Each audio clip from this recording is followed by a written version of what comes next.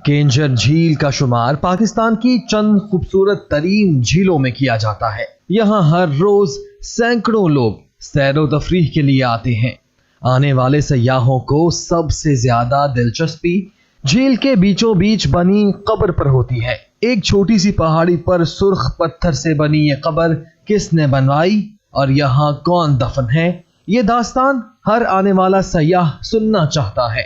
तारीख की किताबों में इस कब्र का जिक्र नूरी जाम तमाची की इश्किया दास्तान से जोड़ा जाता है। मारूफ सिंधी शायर हजरत शाह अब्दुल लतीफ भटाई ने नूरी और जाम तमाची की उस दास्तान को अपने अल्फाज में बड़ी तफसील से बयान किया है। दोस्तों, तारीख दानों के मुताबिक जाम तमाची सिंध का एक मशहूर हाकिम था, जिसके अहद में केंझर झील के इर्द गिर्द बहुत से मछेरे आबाद थे।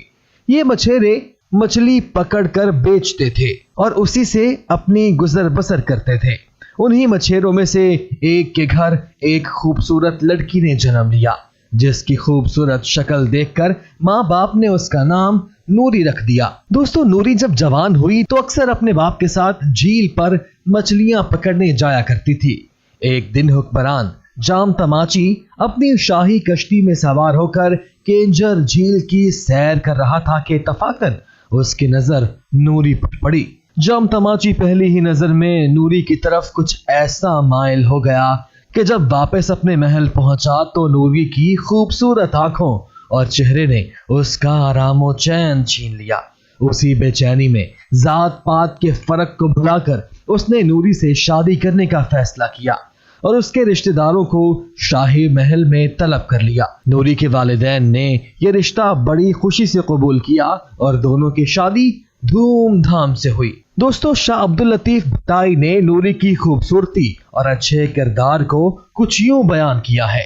वो मल्लाहों में पैदा तो हुई थी मगर किस्मत में थे और साफ हुरी, समा सरदार ने पहचान कर ही उसे बख्शा था एजाज़े हजूरी। दोस्तों, जाम तमाची ने शादी के बाद न सिर्फ मछेरों पर लगाया गया टैक्स माफ कर दिया बल्कि उन्हें शाही खजाने से इतना सोना चांदी अता किया कि एक पल में उन गरीबों के दिन बीत गए।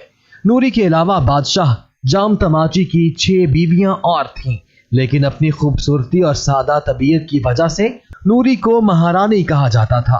नूरी के सामने दरबारियों को ही नहीं बल्कि दूसरी रानियों को भी झुकना पड़ता था, लेकिन इतना एजाज मिलने के बाद भी नूरी की सादगी और न्याजबंदी में कोई फर्क नहीं आया। कहा जाता है कि बादशाह के दिल में नूरी के लिए नफरत भरने के लिए दूसरी रानियों ने उस पर यह इल्जाम लगाया कि नूरी महल से हीरे जवाहरात चोरी करके अपने भाई को दे देती है, जो उन्हें लकड़ी के डब्बे में भर के ले जाता है।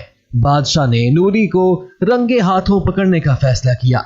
जब अगली बार नूरी का भाई मुलाकात करने के बाद लकड़ी का डिब्बा लेकर वापस जाने लगा तो महल के चौकीदारों ने उसे रोक लिया और डब्बा लेकर बादशाह के सामने पेश हो गए। बादशाह ने गुस्से में नूरी को दरबार में बुलवाया, जो अपने गिरफ्तार भाई और लकड़ी के डिब्बे को देखकर परेशान हो गई थी।